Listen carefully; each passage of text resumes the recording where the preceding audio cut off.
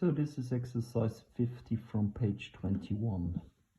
We are considering a fourth order polynomial, which means we have a function with an equation of the following type: y equals a times x to the power of 4 plus b times x to the power of 3 plus c times x squared plus d times x plus e.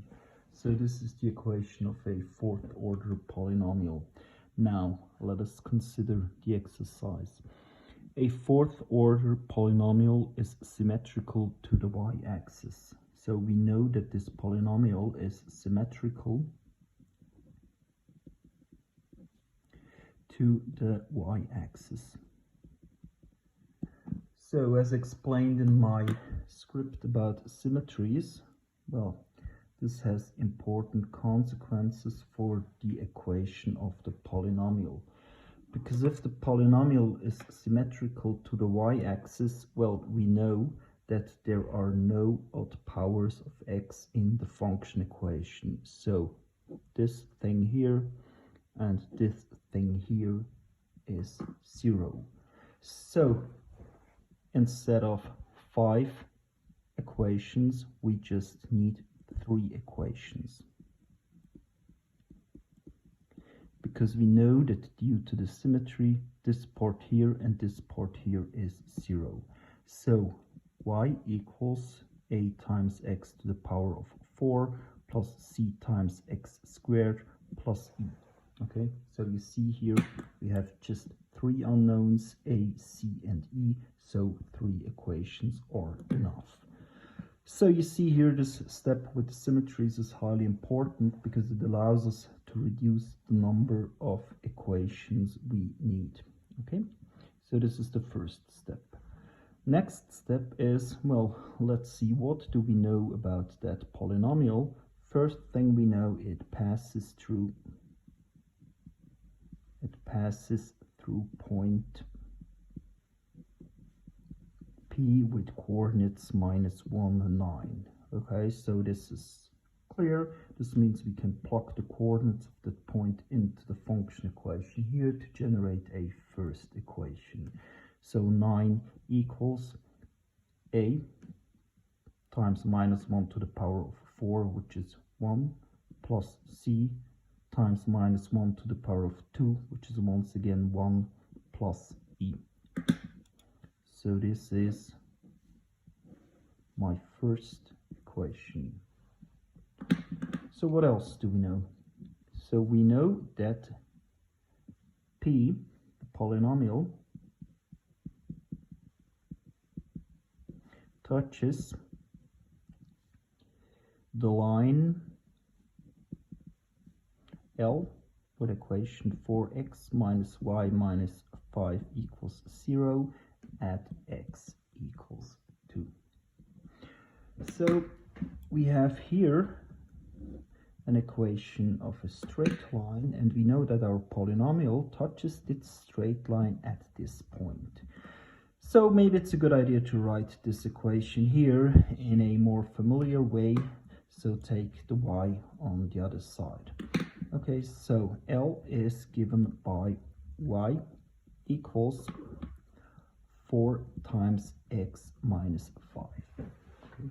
So what does it mean that the polynomial touches this line at x equals 2? Well, first of all, we know that a certain point lies on P, namely the point with x coordinate 2. So we know that point, let's say Q, with x coordinate 2 lies on the polynomial.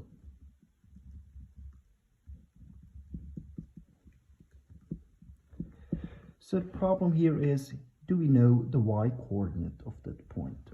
Well, of course we can calculate the y coordinate. Why can we do that? Well, because this point here lies not only on the polynomial, it lies on L as well.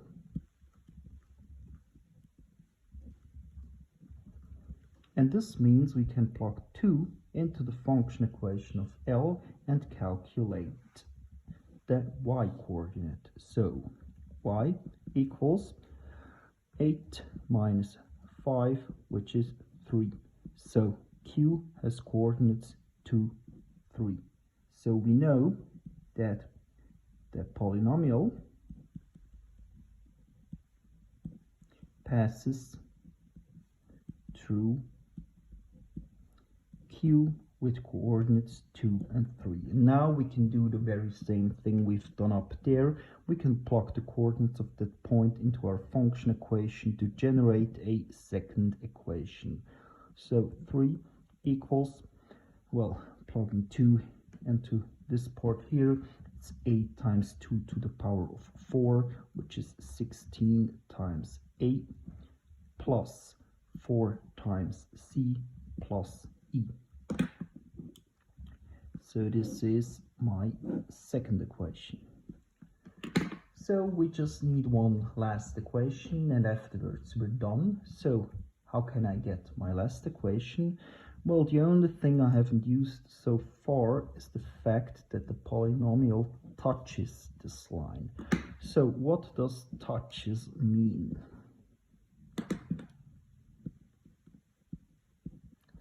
Well, touches means in differential calculus always the same thing.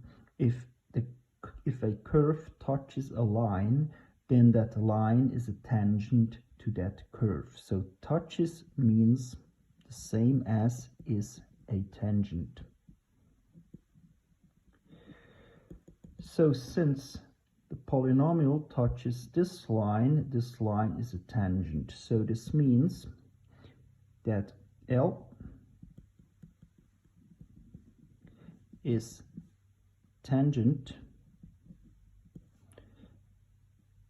to the polynomial,